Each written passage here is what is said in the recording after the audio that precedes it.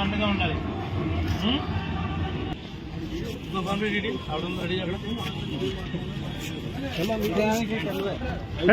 సైడ్కి రా అన్న, సైడ్కి తప్ప.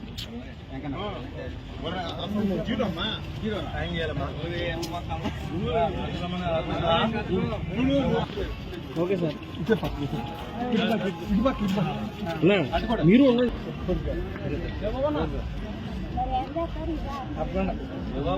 ఏం కావాలి ఇస్తాలే.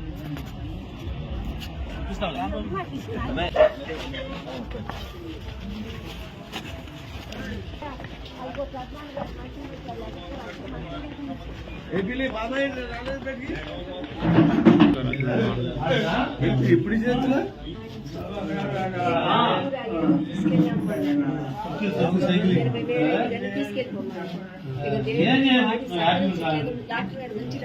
ముందు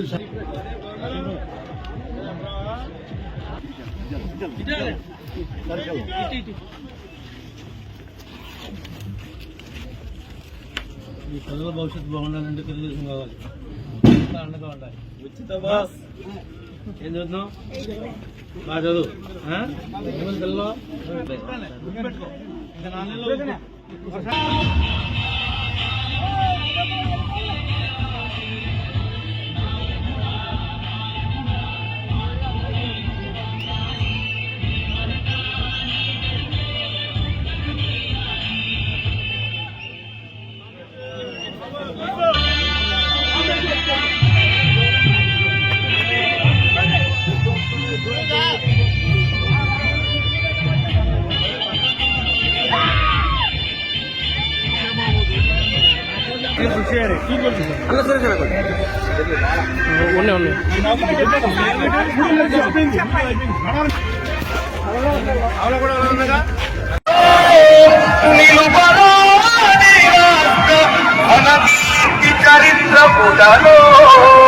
He song mixed by DJ Mahesh Media.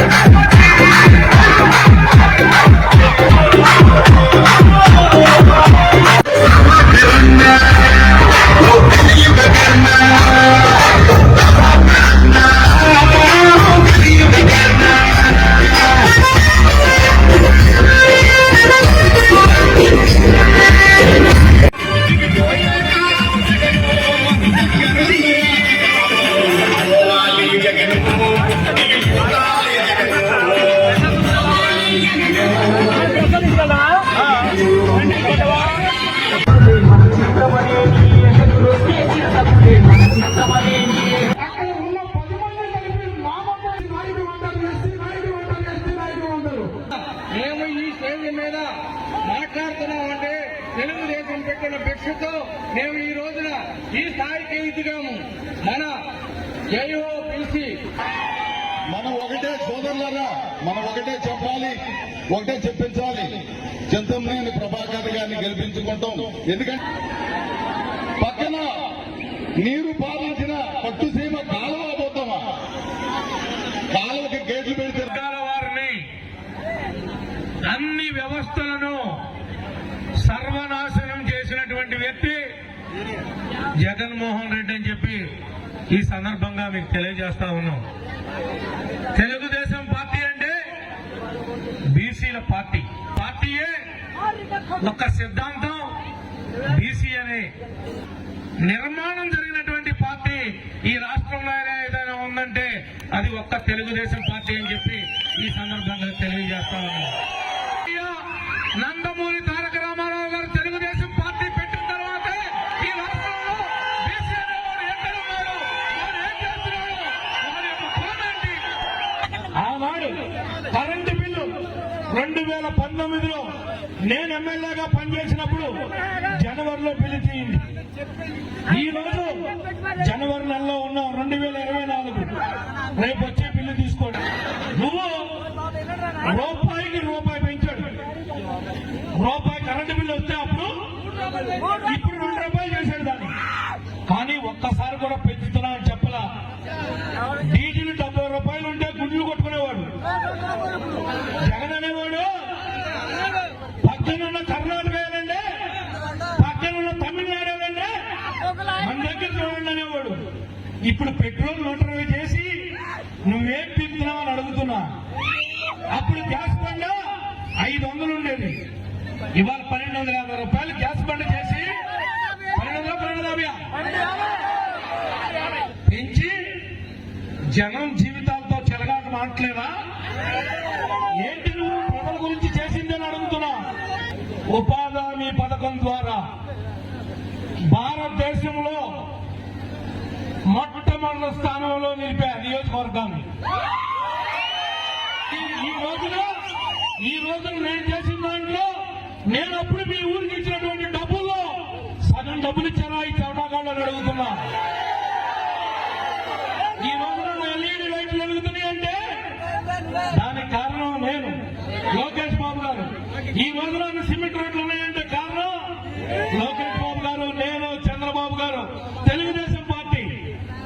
ఎవరికి కష్టం వచ్చినా నేనున్నాను అని చెప్పి భుజం మీద వేసుకెళ్ళాం.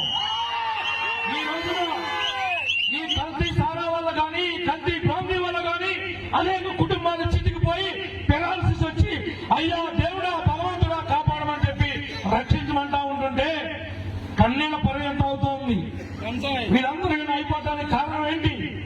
ఈ రకంగా సారా ఎప్పుడైనా నేను ఉన్నప్పుడు అమలించినా? ఈనాడు జగన్మోహన్ రెడ్డి యొక్క కల్తీ ముందుతో పేదల యొక్క ఆరోగ్యాలు తాళ్లు తెగిపోతా ఉంటే ఆ యొక్క ఉసురు ఈ జగన్మోహన్ రెడ్డికి తగలకుండా పోతుందా అని అడుగుతున్నా.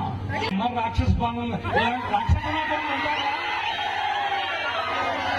రాక్షస కొడుకులకు అధికారం వస్తే బీసీలు కానీ, ఎస్సీలు కానీ, మిగిలిన వాళ్ళు కానీ బతుకుతారా అని అడుగుతున్నా.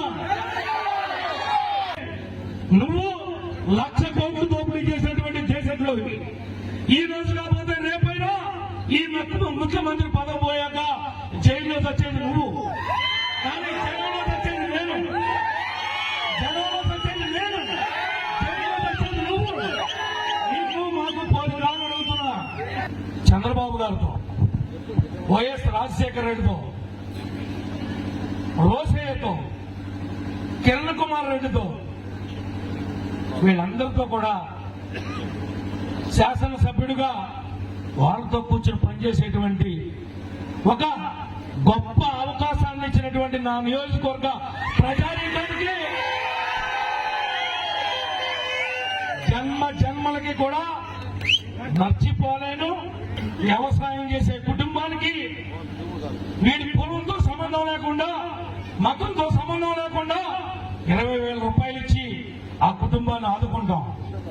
ప్రతి ఆడకూతురికి 18 ఏళ్ల నుండి 59 ఏళ్ల వయసు వచ్చే వరకు నీ తండ్రి నీ ఫోన్ బిల్లు కట్టలేదేమో, కానీ నీ యొక్క చిన్నాయనటువంటి చంద్రబాబు గారు నెలకి 15,000 ఇచ్చి నీకు 59 ఏళ్ల వయసు వచ్చేదాకా ఆదుకునే బాధ్యత చంద్రబాబు గారిదమ్మా.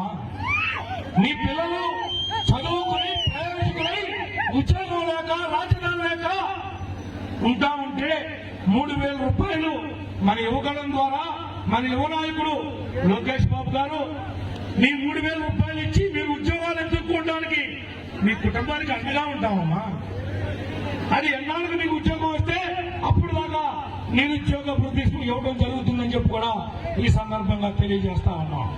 200 నుంచి 2000 పెన్షన్ ఇచ్చింది చంద్రబాబు గారు. ఈ ముండ 3000 ఇస్తానని చెప్పి 5 ఏళ్లకు పిలిచాడు. 5 ఏళ్లకు పిలిచాడు. చంద్రన్న బేమ ఏంటో తెలియదు. ఈ జనం అధోగతి పాలయ్యారు. రాష్ట్రమంతా తిరోగమనంలో పయనిస్తుంది. సానుకోతల ముఖ్యమంత్రి అని ఎవడన్నా ఉంటే చరిత్రలో జగన్ మిగిలిపోతారని చెప్పి కూడా ఈ సందర్భంగా తెలియజేస్తా ఉన్నారు.